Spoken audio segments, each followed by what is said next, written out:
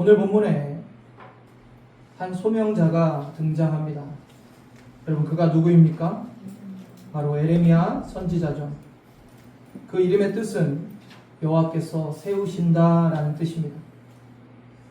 에레미야는 힐기야의 아들로서 베냐민 땅 아나돗에서 태어났습니다. 에레미야는 하나님의 부르심을 받는데 그때가 유다 왕 요시야 제13년 주전 627년경이었어요. 당시에 이스라엘 유다 왕국의 상황은 이러했습니다. 오랫동안 강대국이었던 아수르가 쇠퇴하고 바벨론이 새로운 강국으로 부상하고 있었어요. 유다 땅 안에서는 요시야 왕의 종교 개혁이 진행되고 있었지만 백성들의 마음속 깊은 곳까지 변화되진 않았어요. 겉으로는 성전을 찾고 제사를 드렸지만 실제 삶은 여전히 우상 숭배에 빠져 있었고 불의가 계속되고 있었습니다. 에레미야는 40년 동안 이스라엘 유다 왕국이 바벨론에 멸망할 것이다라고 하나님의 경고의 말을 선포하고 그들이 돌이키고 회개하라라고 외쳤어요. 멸망을 앞둔 유다 왕국에 눈물로 하나님의 말씀을 전했던 선지자죠. 여러분, 심판과 멸망을 앞둔 그 시대의 공통점이 무엇입니까? 지난주에 노아의 때에 대해서 우리 함께 말씀 나눴잖아요. 한 주가 지나면 기억하기가 어렵죠. 첫 번째는 하나님 없이 일상을 즐기죠. 당시 유다 백성들도 그랬어요. 그냥 일상을 즐기기에 바빴어요. 형식적으로 성전에서 예배하긴 하지만 그들은 그저 일상의 즐거움을 찾고 즐기는데 그 마음이 있었습니다. 또 두 번째 뭐였죠? 심판이 다가오는데 관심이 없어요. 유다 왕국의 심판과 멸망이 다가오고 있어요. 그래서 에레미야는 회개하라. 심판이 오고 있다. 멸망이 오고 있다. 외쳤지만 관심이 없어요. 야, 무슨 소리야. 우리 이렇게 잘 살고 있는데. 나라가 이렇게 평안한데 무슨 얘기냐. 관심이 없어요. 세 번째, 경고를 듣지 않아요. 계속 경고하죠. 에레미야. 그러나 듣지 않습니다.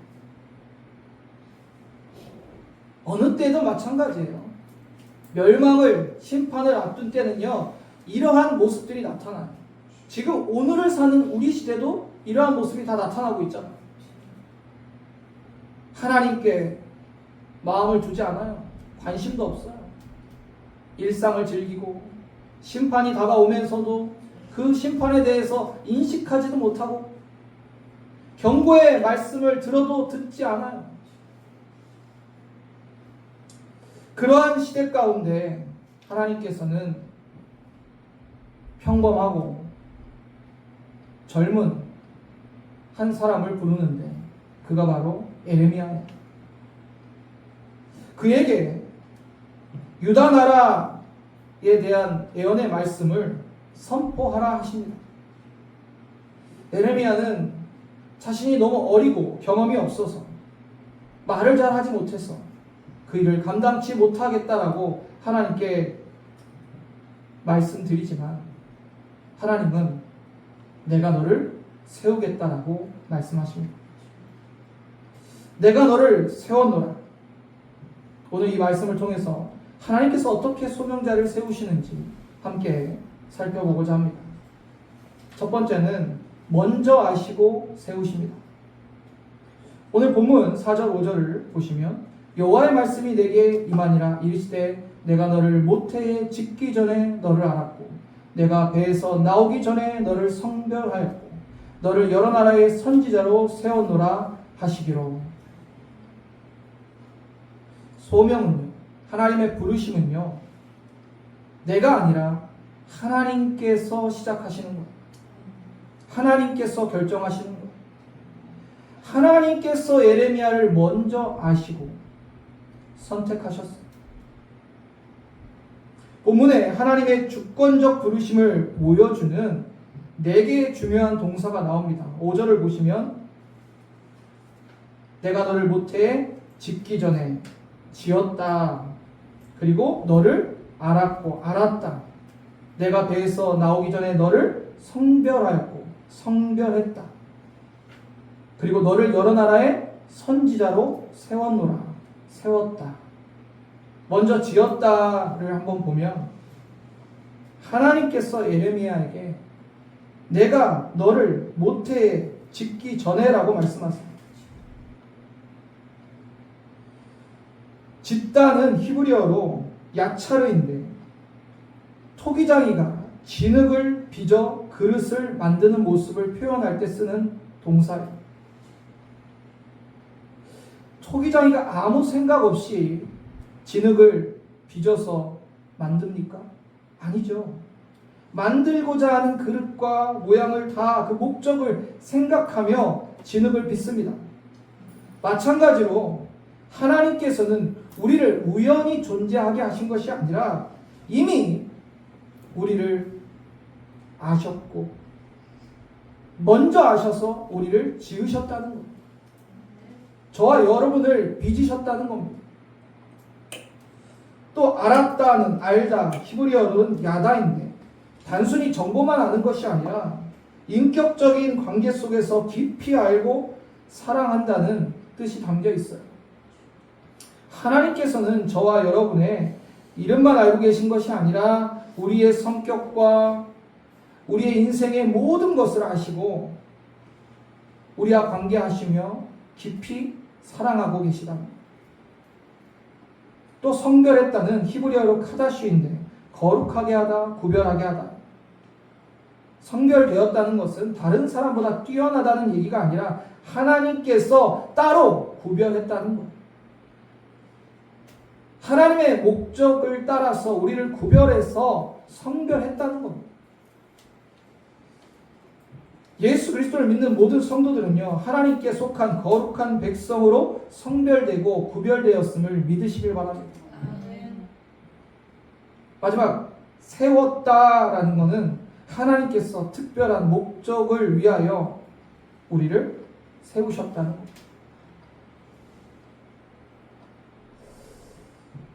건축가가 건물을 짓기 전에 설계도를 준비하죠. 건물을 짓는 과정에서는 그 건물이 어떻게 지어질지를 보는 사람들은 다 몰라요. 그러나 건축가는 다 알죠. 마찬가지로 지금 내 인생을 바라볼 때 하나님께서 나를 어떻게 건축하실지, 어떻게 빚어가실지 다 모른다 할지라도 하나님은 다 아십니다.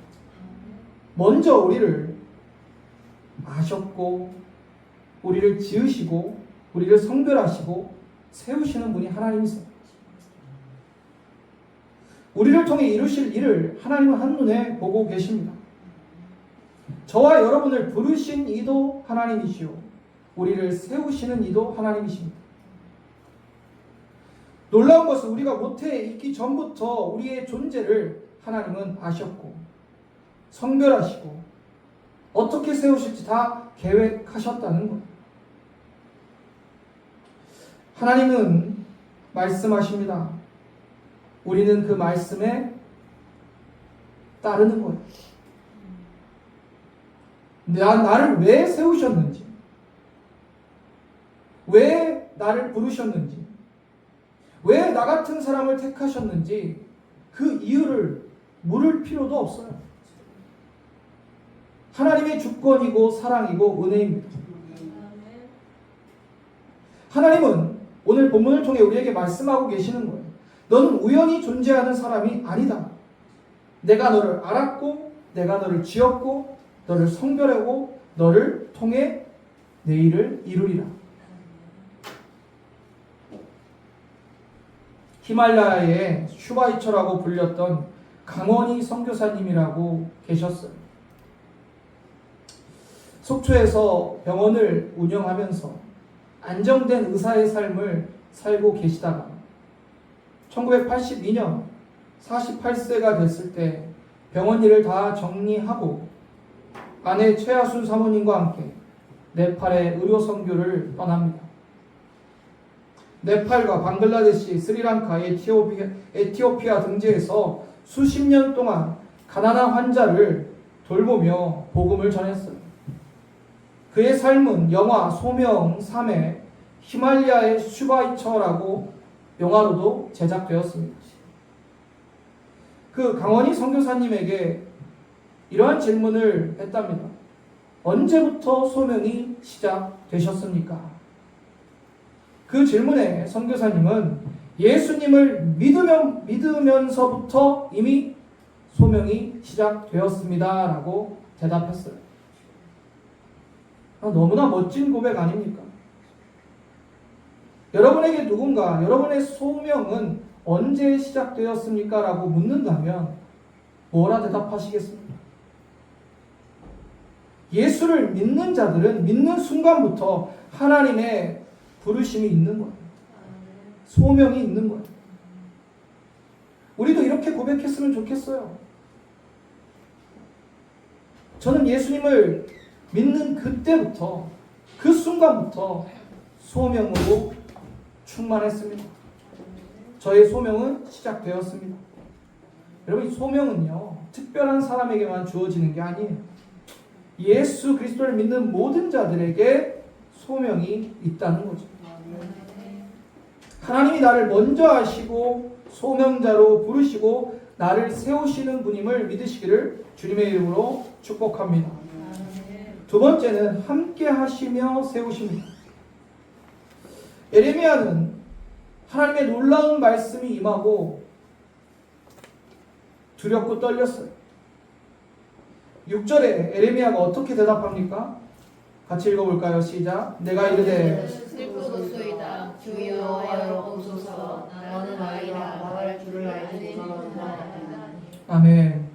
아이로 번역된 히브리어 나아르는 어린아이를 가리킬 때도 사용하지만 젊은이나 경험이 부족한 사람을 가리키기도 합니다. 그래서 에레미야가 지금 아이라 표현한 것은 하나님, 나는 젊고 경험이 없습니다. 부족합니다. 제가 그 하나님의 부르심에 그 소명에 합당치 않습니다. 이렇게 고백하고 있는 거예요. 실제로 두렵고 떨림 가운데 하나님께 답하고 있는 것입니다. 그러나 하나님께서 에레미야에게 어떻게 말씀하십니까? 에레미야야, 너 할 수 있어. 너 네가 생각하는 것보다 말 잘해. 조금만 연습하면 자신감을 가질 수 있어. 이렇게 말하셨어요. 7절 볼까요? 읽어보겠습니다. 여호와께서 내게 이르시되 너는 아이라 말하지 말고 내가 너를 누구에게 보내든지 너는 가며 내가 내게 무엇을 명령하는지 너는 말할지니라. 아멘. 하나님께서는 에레미야의 그 부족함이 사실이 아니라고 말씀하시지 않아요. 그러나 그 부족함이 하나님의 부르심을 거절할 이유가 될 수 없다고 말씀하세요. 여러분은 어떻습니까? 나의 부족함을 핑계하고 하나님의 말씀에 순종치 않지는 않습니까? 하나님께서 어디로 가라 하시든 무엇을 하라 하시든 여러분 그대로 하실 수 있어요? 하나님이 가라 하면 가고 하라 하면 하고 하지 말라 하면 안 하실 수 있습니까? 우리는 하나님 앞에 너무 변명과 핑계가 많아요. 하나님, 나는 부족했어요. 하나님, 나는 경험이 없었어요. 나는 말을 잘 하지 못했어요. 뭐가 두려우십니까? 지금 예레미야에게 7절에 하나님이 하시는 말씀은 뭡니까? 야, 네가 하는 거 아니야. 너 네 스스로 아이라 하지 마. 내가 너를 보냈고 내가 너에게 말씀을 줄 거고 너는 그대로 선포하면 된다. 함께 하시는 하나님을 예레미야에게 말씀하고 계시는 거예요. 8절 한번 읽어보겠습니다. 시작. 너는 그들 때문에 두려워하지 말라. 내가 너와 함께하여 너를 구원하리라. 나 여호와의 말이니라 하시고. 두려워하지 말라. 내가 너와 함께하겠다. 여러분, 이 말씀의 약속보다 더 힘이 나는 약속이 어디 있어요? 하나님, 나는요 부족해서요 교사의 일을 감당할 수가 없어요. 하나님, 나는 부족해서요 위원장의 일을 감당할 수 없어요. 나는 부족해서요. 나는 말을 못했어요. 나는 경험이 없어서. 이런 말 할 필요가 없어요. 누가 함께 하신다고요? 하나님이 함께 하신다. 우리에게 약속하고 계시는 거예요. 함께 하시고 너를 구원하리라라고 지금 예레미야에게 하나님 말씀하고 계십니다. 그리고 이것은 결코 변하지 않는 여호와의 말씀이라고 못 박으세요. 이 말씀은요, 모세의 뒤를 이어 이스라엘 백성을 이끌었던 여호수아에게도 하나님이 하신 말씀입니다. 기억하시죠? 여호수아 1장 9절, 내가 내게 명령한 것이 아니냐. 강하고 담대하라. 두려워하지 말라. 놀라지 말라. 내가 어디로 가든지 내 하나님 여호와가 너와 함께 하느니라 하시니라.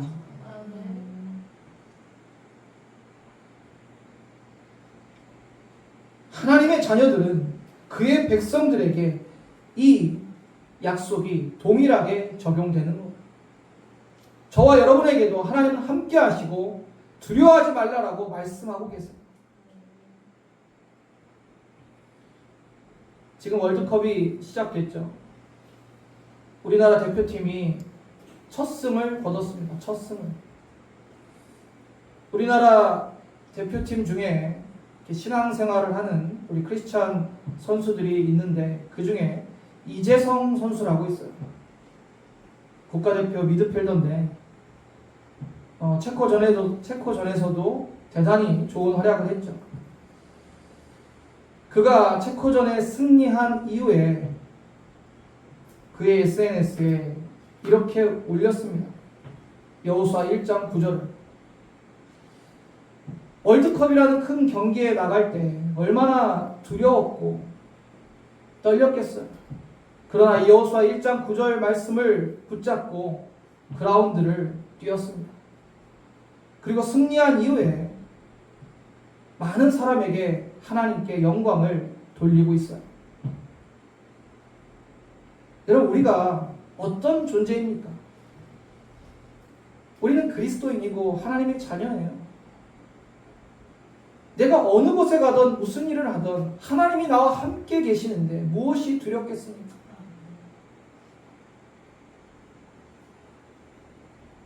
하나님은 두려워하는 예레미야에게 다시 한번 이렇게 말씀합니다. 본문 9절에 여호와께서 그의 손을 내밀어 내 입에 대시며 여호와께서 내게 이르시되 보라 내가 내 말을 내 입에 두었노라. 선지자는 자신의 말을 하는 사람이 아니죠. 오직 하나님의 말씀을 받아 전하는 사람입니다. 그래서 하나님께서는 예레미야에게 내 말을 내 입에 두었다라고 말씀합니다. 그 능력과 권세가 하나님의 말씀에서 나온다는 것. 예레미야의 두려움에 대한 하나님의 대답이셨어요. 내 말을 내 입에 두었다. 나는 말할 줄 모릅니다 라고 했지만 하나님께서는 네가 말을 만들 필요가 없다. 내 말을 내게 주겠다. 이 말씀이 예레미야의 40년 사역을 버티게 해준 하나님의 말씀이었습니다. 예레미야가 얼마나 놀랍고 감격스러웠겠어요. 그는 담대히 소명을 감당합니다. 담대히 하나님의 말씀을 선포하기 시작합니다. 오늘날 우리는 구약의 선지자들처럼 하나님께 직접 계시를 받지는 않습니다. 그러나 우리에게 계시된 하나님의 말씀, 성경이 있어요. 우리의 생각과 감정을 전하는 것이 아니라 성경의 말씀을 전하시길 바랍니다. 그리고 성경대로 살아가시기를 바랍니다. 하나님이 우리와 함께 하시고 그 말씀을 우리에게 두셨음을 잊지 마시기를 바랍니다. 하나님은 늘 말씀 가운데 계시고 그 말씀이 곧 하나님이심을 믿으시길 바랍니다. 오늘 본문에 내가 너를 세웠노라 하는 이 말씀이 우리에게 확신이 되고 믿음이 되는 거예요. 내가 너를 세웠노라, 지금 저와 여러분에게 현재적으로 하시는 하나님의 말씀입니다. 두려워하지 마십시오. 부족하다 말씀하시지 마십시오. 하나님께서 함께 하시고 말씀하실 것입니다. 함께 하시는 하나님, 그리고 그 말씀을 붙들고 우리가 받은 소명을 잘 감당하는 저와 여러분 되기를 주님의 이름으로 축원합니다. 아멘. 세 번째는 무너뜨리시고 다시 세우십니다. 본문 10절을 함께 읽어보겠습니다. 보라, 내가 너를 여러 나라와 여러 왕국 위에 세워 네가 그것들을 뽑고 파괴하며 파멸하고 넘어뜨리며 건설하게 하고 심게 하였느니라 하시니라. 아멘. 10절에 6개의 동사가 나오는데 뽑고 파괴하며 파멸하고 넘어뜨리며 건설하고 심게 하겠다. 앞에 네 동사는 심판과 무너뜨림을 나타내고 뒤에 두 동사는 회복과 새롭게 세움을 나타냅니다. 이 순서가 중요해요. 순서가 중요합니다. 하나님께서는 유다 백성들의 죄와 우상 숭배와 거짓된 신앙을 무너뜨리실 거예요. 그러나 무너뜨리는 것이 최종 목적이 아니라 하나님께서는 다시 건설하고 새롭게 세우십니다. 이것이 하나님의 방법이에요. 우리는 하나님께 복을 달라고 기도하죠. 그러나 하나님은 먼저 네 마음에 우상을 뽑으라고 말씀하십니다. 하나님께서는 우리는 하나님께 우리의 관계의 회복을 기도합니다. 그러나 하나님께서는 먼저 우리의 자존심과 완고함을 무너뜨리라고 말씀하세요. 우리는 교회의 부흥을 원합니다. 그러나 하나님께서는 먼저 형식적인 신앙과 내 잘못된 모습들을 회개하라 말씀하십니다. 하나님의 말씀은요, 우리에게 위로와 소망을 주십니다. 그러나 동시에 우리의 심령을 찌르세요. 상처를 덮어주는 것만 하시는 게 아니라 죄를 드러나게 하세요. 그래서 무너뜨리고 다시 세우는 하나님의 방법을 기억하시길 바랍니다. 오래된 집을 수리하다 보면요, 벽지에 곰팡이가 이렇게 있잖아요. 그 곰팡이를 그대로 둔 상태에서 새로운 벽지를 바르면 다시 그 곰팡이가 다 번져요. 잠시 깨끗해 보일지라도 결국에 곰팡이가 다시 올라오는 거죠. 제대로 수리하려면요, 기존에 그 곰팡이 쓴 벽지들을 다 제거해야 돼요. 다 뜯어내야 돼요. 그리고 벽을 말리고 새롭게 벽지를 발라야 됩니다. 집 수리를 맡긴 집 주인의 입장에서 보면 지금 뭐 하는 거지 생각할 수도 있어요. 그냥 벽지를 위에 바르면 끝나는 거 아닌가? 다 뜯어내고 다 제거하니까.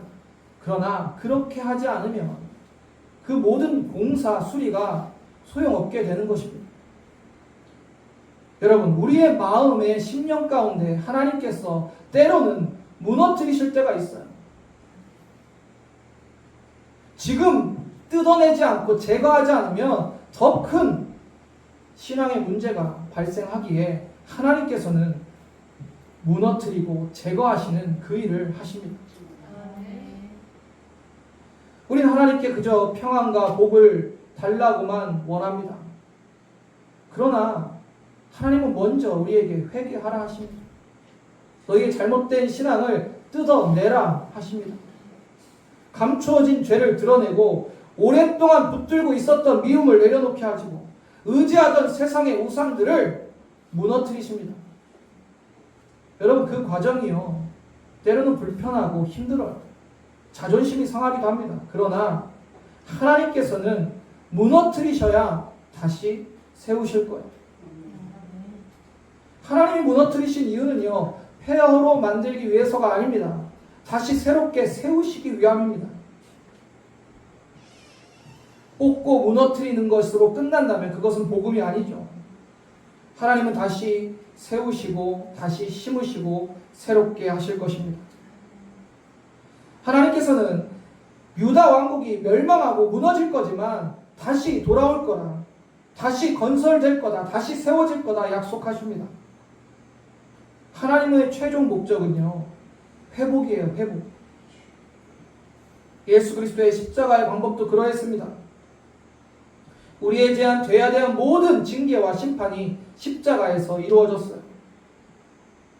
죄의 권세를 무너뜨리시고 하나님께서는 하나님과 우리의 막힌 담을 예수 그리스도의 십자가를 통해서 허무셨어요. 그리고 새롭게 하시고 부활하심으로 우리에게 생명의 길, 구원의 길을 허락하셨습니다. 아멘. 오늘 예레미야에게 주신 말씀을 기억하시길 바랍니다. 내가 너를 세웠노라. 예레미야는 소명을 받고 가슴이 벅차고 눈물이 흘렀어요. 그리고 그는 끝까지 유다 왕국의 마지막을 함께하며 하나님의 말씀을 선포했습니다. 예레미야가 말씀을 선포할 때 사람들은 듣지 않고 회개치 않았어요. 그러나 그는 끝까지 자신의 소명의 자리를 지킵니다. 여러분, 소명자는요, 누군가에게, 사람에게 박수받고 인정받는 것을 원치 않아요. 그게 중요한 게 아니거든요. 소명자는요, 오직 나를 부르시고 세우신 주님에게만 충성하고 주님의 인정만을 원할 뿐입니다. 하나님께서 특별한 사람에게만 소명을 주는 것이 아니에요. 여러분을 다 소명자로 부르셨어요. 아멘. 완벽한 사람을 찾으시는 것도 아닙니다. 두려워하지 마십시오. 하나님이 함께 하실 것입니다. 하나님이 말씀을 우리에게 주셨고 우리는 그 말씀을 붙들고 승리할 것입니다. 하나님께서 보내시는 자리로 그 소명의 자리에서 믿음의 확신을 가지고 하나님께 영광 돌리며 충성하며 잘 감당하는 저와 여러분 되기를 주님의 이름으로 축복합니다.